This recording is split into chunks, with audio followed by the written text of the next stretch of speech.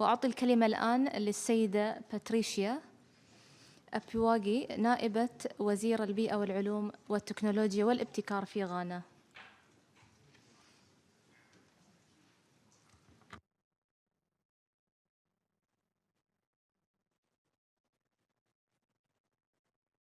Compliments from His Excellency the President of Ghana and the SDG co-chair, and wish to use this opportunity to thank all who collaborated with Ghana to commemorate the 2019 Africa Climate Week. Technological advancements are fast changing the face of labor markets as a result of climate change. Demographic shifts and globalization and the application thereof cannot be ignored. Ghana therefore welcomes the report of the ILO Global Commission on the future of work, which was launched here at the UN on the 31st of January 2019. The government of Ghana recognizes the interlinkages between the world of work and the environment and has initiated a number of policy-oriented research and integrated policy responses that can help address these interlinkages to secure co-benefits while minimizing and managing trade-offs. Employment growth has generally been slower than overall economic growth at the just 3.7%, raising concerns about the job impacts of Ghana's economic growth in the midst of changing climate. The urgency to bring economic prosperity and well-being to Ghanaians and the need to tackle climate change head-on informed Ghana's strategy to take bold and far-reaching steps to shift its national development onto the people-centered sustainable pathway. This is evident in the last government's coordinated program of economic and social policies of 2017 to 2024, which is the main driver of our development.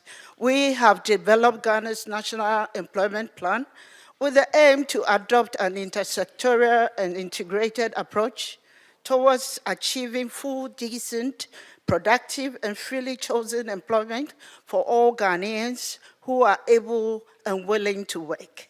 The National Employment Plan focuses on employment components including entrepreneurial development, research and innovation, vocational and technical skills development, productivity improvement, and harnessing opportunities in labor migration, and the promotion of green jobs.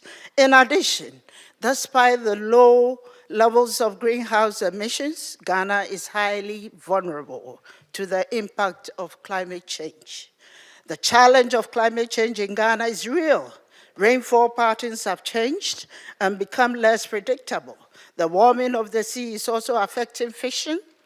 This combination affects the livelihoods of about 60% of Ghanaians. The situation is made worse as illegal mining activities, which popularly known as galamsey, destroy vast arable lands and pollute water bodies and ecosystems. Ghana formulated its intended nationally determined contribution on climate change in 2015. The NDC, as it's called, identifies 20 mitigation and 11 adaptation programs of actions in 7 priority economic sectors are being proposed for implementation in the next 10 years. The implementation of the actions are expected to help attain low carbon climate resilience through effective adaptation and greenhouse gas emission reduction. We are already implementing climate change programs on the ground that aim at promoting renewable energy, lowering deforestation, supporting adoption of clean cooking, ensuring sustainable consumption and production, and pursuing low carbon electricity supply. We have invested nearly $20 million in the Savannah drylands to provide access to water to vulnerable farmers in the long dry season. input supply and promotion of adoption of sustainable land technologies for rural farmers. Through the Sustainable Water and Land Management and the Adaptation Fund projects, women are being supported in improved livelihood activities and protection and management of land, which is the key economic resource in rural Ghana. We have established 192,253 hectares of tree planting and recently employed 20,000 youth to plant about 10 million tree seedlings, disseminated 1.2 million stoves to households. We have developed a plastic policy that aims to deal with the whole value chain of plastic management, including the circular economy.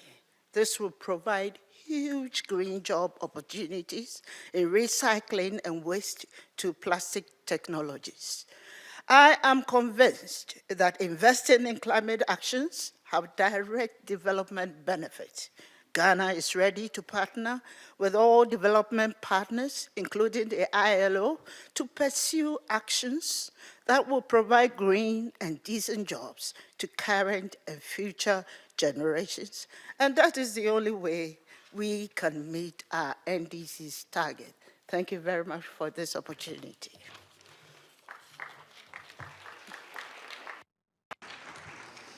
أشكر السيدة باتريشيا أبواغي ونائبة وزير البيئة والعلوم والتكنولوجيا والابتكار في غانا.